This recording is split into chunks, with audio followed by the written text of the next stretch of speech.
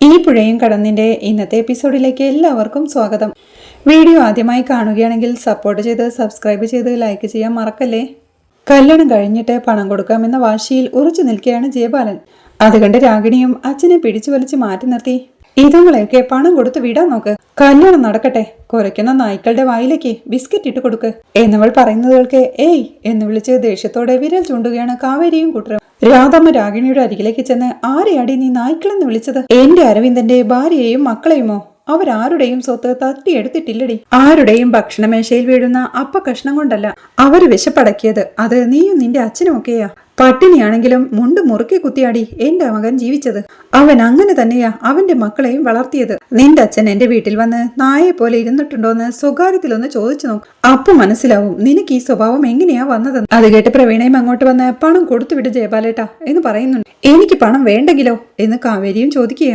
അത് കേട്ട് ചാരുലത അങ്ങോട്ട് ചെന്ന് കാവേരി വിളിച്ച് മാറ്റി നിർത്തി. കാവേരി എന്താ ഇത് എന്ന് ചോദിക്കേ. എനിക്ക് പണമല്ല മേഡം വേണ്ടത്, എന്റെ അച്ഛൻ വാങ്ങിച്ച തോട്ടമാണെന്ന് പറയുന്നുണ്ട്. അത് കേട്ട് അങ്ങോട്ട് വന്ന ഗംഗയും കാവേരി എന്ത് വിഡിത്തമായി പറയുന്നത്? നമ്മൾ ഈ നാട് തന്നെ വിട്ടു പോവല്ലേ, പിന്നെന്തിനാ നമുക്ക് തോട്ടമെന്ന് ചോദിക്കുന്നുണ്ട്. ഗംഗേച്ചി, അച്ഛൻ നമുക്ക് വേണ്ടിയല്ലേ ആ തോട്ടം വാങ്ങിച്ചത്? ആ തോട്ടം തട്ടിയെടുക്കാൻ വേണ്ടിയല്ലേ ഇയാൾ അച്ഛനെ കൊന്നത്?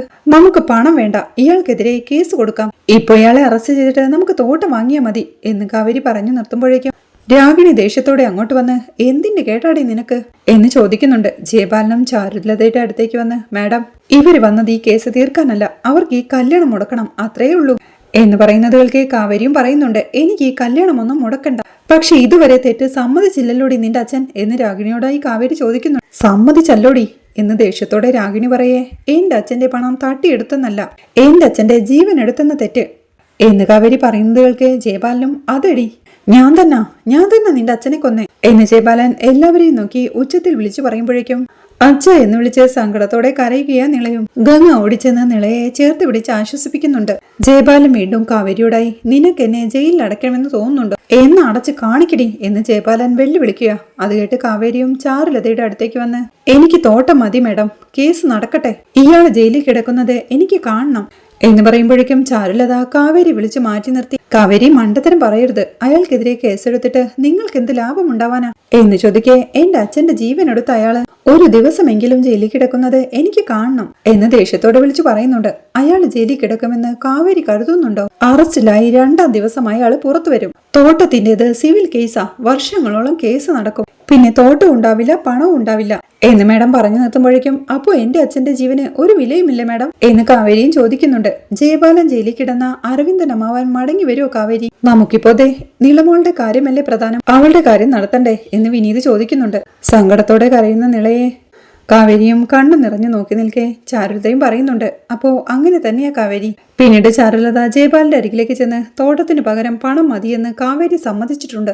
അപ്പോ ജയപാല എങ്ങനെയാ കാര്യങ്ങള് എന്ന് ചാരുലത ചോദിക്കേ. ഞാൻ ചെക്ക് കൊടുക്കാം എന്ന് ജയപാലൻ പറയുന്നതുകൾക്ക് എത്രയ്ക്ക് എന്ന് ചാരുലതയും. 30 ലക്ഷം എന്ന് ജയപാലൻ പറയുന്നതുകൾക്ക് കള്ളക്കളിയും ഉടായ്പും ഒന്നും നടക്കില്ല ജയപാല, പണം ഞങ്ങൾ കണക്ക് കൂട്ടിയിട്ടുണ്ട് എന്ന് ചാരുലത പറയുന്നതുകൾക്ക് എത്രയാ എന്ന് ജയപാലനും. 50 ലക്ഷം തികച്ചും, ഇല്ലെങ്കിൽ നമുക്ക് വീണ്ടും സംസാരിക്കേണ്ടി വരും, മാത്രമല്ല ഈ നിമിഷം ഇയാൾ എന്റെ കൂടെ ഇറങ്ങേണ്ടി വരും കൈ വിലങ്ങും വെച്ച് എന്ന് ചാരുലത പറയുന്നതുകൾക്ക് രാഗിണി അച്ഛന്റെ അരിയിലേക്ക് വന്ന് അച്ഛ എന്ന് സങ്കടത്തോടെ വിളിച്ച് അത് സമ്മതിക്കാനായി ആംഗ്യം കാണിക്കുകയാ. ജയപാലൻ അത് സമ്മതിക്കുമ്പോഴേക്കും ചാരുലത ജേക്കബ് സാറിനെ വിളിച്ച് ജേക്കബ് സാറേ, ജയപാലിന്റെ അക്കൗണ്ടിൽ നിന്ന് 50 ലക്ഷം രൂപ ചെക്ക് തരാനുള്ള ഓപ്ഷൻ ഉണ്ടോന്ന് നോക്കിയേ എന്ന് പറയേ അയാൾ തന്റെ ലാപ്പ് എടുത്ത് ചെക്ക് ചെയ്യുകയാ. ബാലൻസ് ഉണ്ടെന്ന് ജേക്കബ് അത് നോക്കി പറയുമ്പോഴേക്കും ജയപാലൻ 50 ലക്ഷം രൂപയുടെ ചെക്ക് ഒപ്പിട്ട് നൽകുന്നുണ്ട് ചാരുലതയ്ക്ക്.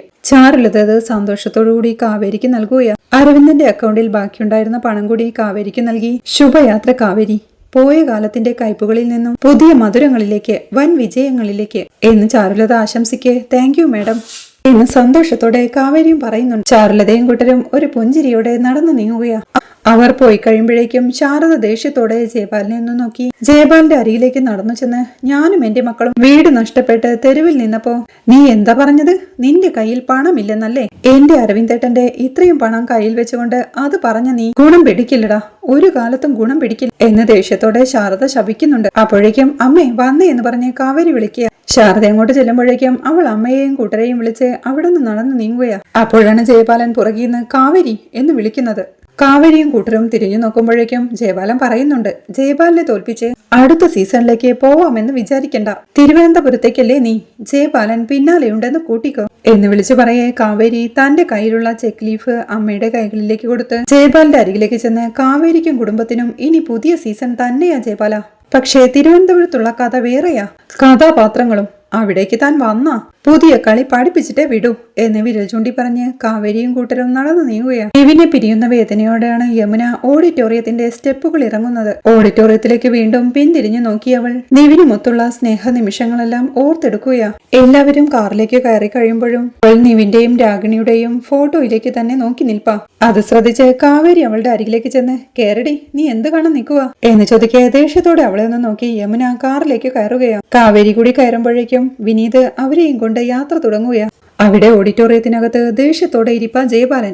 പ്രവീണ ജയപാലിന്റെ അരികിലേക്ക് ചെന്ന്, ജയപാലേട്ടാ ഇനി എന്താ എന്ന് ചോദിക്കുന്നുണ്ട്. എന്താ നിനക്ക് എന്ന് ജയപാലൻ ദേഷ്യത്തോടെ ചോദിക്കേ. അല്ല, കല്യാണത്തിന്റെ കാര്യം എങ്ങനെയാന്ന് പ്രവീണ ചോദിക്കുന്നു. അത് കേട്ട് ജയപാലനും ദേഷ്യത്തോടെ താൻ ഇരുന്ന ചെയർ മറിച്ചിട്ട് എഴുന്നേറ്റുകൊണ്ട്, കല്യാണത്തിന്റെ കാര്യം എങ്ങനെയാന്നോ എന്ന് ദേഷ്യത്തോടെ അലറിക്കൊണ്ട് നിവിന്റെയും രാഗിണിയുടെയും അരികിലേക്ക് ചെന്ന്, കല്യാണം നടക്കും എന്ന് ഉറപ്പിച്ചു പറയേ നിവിൻ ഒരു ഞെട്ടലോടെ നോക്കി നിൽപ്പാ. അത് കേട്ട് രാഗിണിക്കും ആശ്വാസമാവുന്നുണ്ട്. ജയപാലൻ നിവിന്റെ അരികിലേക്ക് ചെന്ന്, പോയിരിക്കടാ എന്ന് ആജ്ഞാപിക്കുമ്പോഴേക്കും നിവിൻ ദേഷ്യത്തോടെ ജയപാലിനെ നോക്കുകയാ.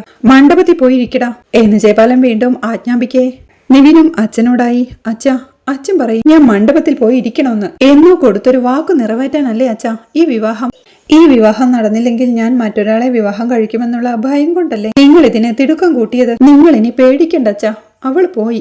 കുടുംബത്തോടെ പുഷ്പവാടിയുടെ മല ഇറങ്ങിപ്പോയി എന്നവൻ സങ്കടത്തോടെ പറയുന്നതും കാവേരിയും കൂട്ടരും പുഷ്പവാടിയുടെ മല ഇറങ്ങുന്നത് കാണിക്കുന്നുണ്ട്. നിവിൻ വീണ്ടും സങ്കടത്തോടെ കരഞ്ഞുകൊണ്ട്, ഇനി അവള് തിരിച്ചു വരില്ലച്ചാ. അമ്മ പറഞ്ഞത് വിശ്വസിച്ചിട്ടല്ലേ അച്ഛൻ ഇതിനെല്ലാം കൂട്ടുനിന്നത്. ഇനി എന്നെ ശിക്ഷിക്കണോന്ന് പറയച്ചാ. അച്ഛൻ പറഞ്ഞ ഞാൻ പോയിരിക്കാം. അത് കേൾക്കെ രാഗിണി പരിഭ്രമത്തോടെ ജയപാലിന്റെ അരികിലേക്ക് ചെന്ന് അച്ഛ എന്ന് വിളിക്കുന്നുണ്ട്. ജയപാലൻ അവളെ ചേർത്ത് വിളിച്ച് ആശ്വസിപ്പിച്ച് നിവിനോടായി, ഡാ എന്തുവാടാ, ഒരു നാടകം ഇപ്പോ അങ്ങോട്ട് കഴിഞ്ഞതേയുള്ളൂ, ഇനി നിന്റെ വക അടുത്ത ഷോയോ, വാടാ പോയിരിക്കട മണ്ഡപത്തിൽ എന്ന് പറഞ്ഞ് നിവിന്റെ കൈത്തണ്ടയെ പിടിക്കുമ്പോഴേക്കും എന്റെ കൈയിൽ നിന്ന് വിടുന്ന നിവിനും പറയുന്നുണ്ട്. ഇങ്ങോട്ട് വാടാന്ന് പറഞ്ഞ് ജയപാലൻ നിവിനെ പിടിച്ച് മണ്ഡപത്തിലേക്ക് തള്ളുകയാ. അയ്യോ മോനെ എന്ന് വിളിച്ച് രാജേശ്വരിയും നിവിന്റെ അരികിലേക്ക് ചെല്ലുന്നുണ്ട്. ജയപാലേട്ടാ എന്ന് രാജേശ്വരി താക്കീതോടെ വിളിക്കുമ്പോഴേക്കും അവനോട് മണ്ഡപത്തിൽ പോയി ഇരിക്കാൻ പറ രാജി എന്ന് ജയപാലൻ ആജ്ഞാപിക്കുകയാ. ബുദ്ധിമുട്ടുണ്ട് ജയപാലേട്ടാ എന്ന് രാജേശ്വരി പറയുന്നത് കേൾക്കെ, എന്താ പറഞ്ഞേ എന്ന് ജയപാലനും ചോദിക്കുക. അവൻ അങ്ങനെ മണ്ഡപത്തിൽ പോയിരിക്കാൻ ബുദ്ധിമുട്ടുണ്ടെന്ന്. ഇവനെന്താ മാടോ മറ്റോ ആണോ ജയപാലേട്ടാ, നിങ്ങളുടെ ഇഷ്ടത്തിന് ആട്ടിത്തെളിക്കാൻ എന്ന് രാജേശ്വരി ചോദിക്കെ, അവൻ പറഞ്ഞിട്ട് കേൾക്കുന്നില്ല രാജി എന്ന് ജയപാലനും പറയുന്നുണ്ട്. അങ്ങനെ തിടുക്കത്തിൽ ഓരോന്ന് ചെയ്യാൻ വരട്ടെ ജയപാലേട്ടാ, ഇനി കല്യാണത്തിന്റെ കാര്യം ഞങ്ങൾക്കൊന്ന് ആലോചിക്കാനുണ്ട് എന്ന് രാജേശ്വരി പറയുന്നത് ജയപാലനും കൂട്ടർക്കും ഷോക്ക് ആവുകയാണ്. ആലോചിക്കാനോ? കതിർ മണ്ഡപത്തിൽ നിലവിളക്ക് കത്തിച്ചു വെച്ചിട്ടോ എന്ന് ജയപാലനും ചോദിക്കുന്നുണ്ട്. ജയപാലേട്ടാ, ഒരു കുടുംബത്തിന്റെ ഭാവിക്ക് വേണ്ടി എല്ലാവരും പ്രാർത്ഥിക്കേണ്ട നിമിഷമാ. ഒരു പെണ്ണിന്റെ കഴുത്തിൽ താലി കയറുന്ന മുഹൂർത്തം. അതിനു പകരം ഇവിടെ കേട്ടത് ശാപവാക്കുകളാ. അതും ജയപാലേട്ടൻ കാരണം താലിയേറ്റുപോയ ഒരു സ്ത്രീയുടെ ശാപം. ആ കണ്ണീരിന് മുകളിൽ ചവിട്ടി നിന്ന് വേണോ എന്റെ മകൻ നിങ്ങളുടെ മകളുടെ കഴുത്തിൽ താലി കെട്ടാൻ എന്ന് രാജേശ്വരി ചോദിക്കുക. അത് കേട്ട് ജയപാലനും, അതൊക്കെ നിങ്ങൾ വിശ്വസിച്ചോ രാജി? കള്ളം പറഞ്ഞതാ, പച്ചക്കള്ളം. പിന്നെ അതിന്റെയൊക്കെ പിന്നാലെ നടന്ന് സമയം കളയണ്ടല്ലോ എന്ന് കരുതിയിട്ടാ ഞാൻ 50 ലക്ഷം പോട്ടെ നങ്ങ് വെച്ചത്. എനിക്ക് എന്റെ മോളുടെ കല്യാണമാ പ്രധാനമെന്ന് ജയപാലൻ പറയുന്നുണ്ട്. അത് കേട്ട് രാജേശ്വരിയും, ജയപാലേട്ടൻ 50 ലക്ഷം പോട്ടെ എന്ന് വെച്ചു എന്ന് വിശ്വസിക്കാൻ പ്രയാസമുണ്ടെന്ന് രാജേശ്വരിയും ഉറപ്പിച്ചു പറയുകയാ. അത് കേട്ട് ജയപാലനും രാജേശ്വരിയുടെ അരികിലേക്ക് ചെന്ന്, അല്ല എന്താ രണ്ടുപേരുടെയും മുഖത്തിനും സ്വരത്തിനും ഒരു മാറ്റം? ഓ പിടികിട്ടി, 50 ലക്ഷം അവൾക്ക് കൊടുത്തതുകൊണ്ട് ജയപാലൻ അങ്ങ് പാപ്പരായി പോയി എന്ന് കരുതിയിട്ടുണ്ടാവും. നേരത്തെ പറഞ്ഞത് ഓർമ്മയില്ലേ, ആളൊപ്പം തൂക്കത്തില് പൊന്നു വെക്കുമെടാ, ആളൊപ്പം തൂക്കത്തില് എന്ന് നിവിന് നേരെ ചൂണ്ടി പറഞ്ഞ്, കല്യാണം കഴിഞ്ഞാലേ ആ തോട്ടം നിനക്കുള്ളതാ.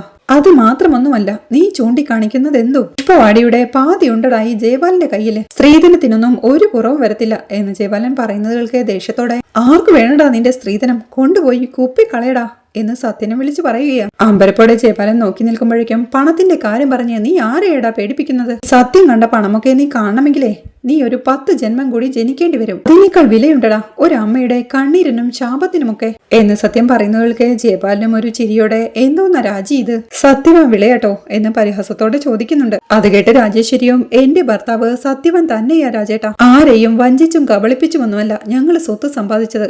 ദേ ഇവൻ അതിന്റെ പേരിൽ ആരുടെ മുന്നിലും തല ഒരുമിച്ച് നിൽക്കേണ്ട ഗതികേട് വന്നിട്ടില്ല ഇതുവരെ. പക്ഷേ ഈ കല്യാണം നടന്ന ഇവന്റെ അവസ്ഥ എന്താണെന്ന് ഞങ്ങൾക്ക് മനസ്സിലായി. നിങ്ങൾ ഇവനിട്ടിരിക്കുന്ന വില എന്താണെന്നും. അപ്പോഴേക്കും സത്യം ചോദിക്കുന്നുണ്ട്, അതിന് ഈ കല്യാണം നടന്നിട്ട് വേണ്ടെന്ന്. അത് കേട്ട് പരിഭ്രമത്തോടെ പ്രവീണയും അങ്ങോട്ട് വന്ന്, എല്ലാരും എന്താ കല്യാണം നടക്കില്ലെന്ന് പറയുന്നത്? നമ്മൾ ഇവിടെ ഇവരുടെ കല്യാണം നടത്താനല്ലേ കൂടിയിരിക്കുന്നത് എന്ന് ചോദിക്കുന്നുണ്ട്. അത് കേട്ട് സത്യനും പ്രവീണെ, നേരും നിറയും വിട്ട് ജീവിക്കാത്തവരാ ഞാനും എന്റെ ബന്ധുക്കളും. ഞാൻ ദൂരെന്ന് വിളിച്ചു വരുത്തിയവരൊക്കെ എന്നെ ഇപ്പോ ഒരു തട്ടിപ്പുകാരനായിട്ടാ കാണുന്നത്. അവരൊക്കെ എന്റെ മുഖത്ത് തുപ്പിയില്ലെന്നേ ഉള്ളൂ എന്ന് പറയേ ജയപാലനും പറയുന്നുണ്ട്, ലക്ഷങ്ങളല്ല കോടികളാ ഞാൻ ഈ കല്യാണത്തിന് ഒഴുക്കിയിരിക്കുന്നേ. ഇവനൊന്നും അത് പറഞ്ഞാലും മനസ്സിലാവത്തില്ലെന്ന്. അത് കേട്ട് സത്യനും, അവന്റെ ഒരു കോടി മതി ഈ തർക്കമൊക്കെ, ഇങ്ങ് വാടാ എന്ന് പറഞ്ഞ് വിളിക്കുമ്പോഴേക്കും നിവിൻ അച്ഛന്റെ അരിയിലേക്ക് ചെല്ലുകയാണ്. അത് കണ്ട് ജയപാലനും നിവിന്റെ മുന്നിൽ കയറി നിന്ന്, അളിയാ കല്യാണം നടക്കാതെ ഇവിടുന്ന് ഒരൊറ്റ എണ്ണം ഇറങ്ങിപ്പോവില്ല ഈ ജയപാലനാ പറയുന്നത് എന്ന് ഭീഷണിപ്പെടുത്തുകയാ. അത് കേട്ട് സത്യനും, ഭീഷണിയാണോ ജയപാല എന്ന് ചോദിക്കേ, അതേന്ന് കൂട്ടിക്കോ എന്ന് ജയപാലനും. അത് കേട്ട് സത്യനും, ജയപാല നിന്റെ കാലം കഴിഞ്ഞു, സർവനാശത്തിന്റെ മണി മുഴങ്ങി എന്ന് കൂട്ടിക്കോ. അതുകൊണ്ടാണ് നിനക്ക് ഇനിയും ഇങ്ങനെയൊക്കെ ചിന്തിക്കാൻ തോന്നുന്നത്. ഇനിയും ഈ കല്യാണ മണ്ഡപത്തിലേക്ക് പോലീസ് വന്ന നിന്റെ മകളുടെ കല്യാണം നടക്കുമ്പോ നിനക്ക് ജയിലിലിരുന്ന് കുരവിടേണ്ടി വരും. ഛത്തീസ്ഗഡിലെ നക്സലൈറ്റുകളെ പേടിച്ചിട്ടില്ല പിന്നെയാ എന്ന് സത്യം പറയുമ്പോഴേക്കും രാഗിണി പരിഭ്രമത്തോടെ അച്ഛന്റെ അരികിലേക്ക് വന്ന്, മതി അച്ഛാ സംസാരമൊക്കെ, എത്ര നേരമായി ഞാൻ ഈ വേഷവും കേട്ട് നിൽക്കാൻ തുടങ്ങിയിട്ട്, കല്യാണം നടത്തച്ചാ എന്ന് പറഞ്ഞ് വെപ്രാളത്തോടെ നിവിന്റെ അരികിലേക്ക് ചെന്ന് അവന്റെ കയ്യിൽ പിടിച്ചു വലിച്ച്, വാ നിവിൻ വാ എന്ന് വിളിച്ച് അവനെ പിടിച്ചു വലിക്കുമ്പോഴേക്കും, വീടാണ് പറഞ്ഞതെന്ന് പറഞ്ഞ് നിവിൻ രാഗിണിയുടെ കൈ തട്ടി മാറ്റുകയാ. രാഗിണി ദേഷ്യത്തോടെ നിവിന്റെ കോളറിനിട്ട് പിടിച്ചുകൊണ്ട്, അത്രയ്ക്ക് ധൈര്യമുണ്ടോടാ നിനക്ക്? അത്രയ്ക്ക് ധൈര്യമുണ്ടോ എന്നെ ഇവിടെ വിട്ടിട്ട് പോവോന്ന് പറയടാ. ഞാൻ എന്തിനാ പിന്നെ ഇത്രയും കാലം കാത്തിരുന്നത്? എന്തിനാ പറ എന്ന് ചോദിച്ച് ദേഷ്യത്തോടെ അവനെ നോക്കി നിൽക്കുന്ന രാഗിണിയെ കാണിക്കുന്നിടത്താണ് ഈ എപ്പിസോഡ് അവസാനിക്കുന്നത്. വീഡിയോ ഇഷ്ടമായാൽ സപ്പോർട്ട് ചെയ്ത് സബ്സ്ക്രൈബ് ചെയ്ത് ലൈക്ക് ചെയ്യാൻ മറക്കല്ലേ.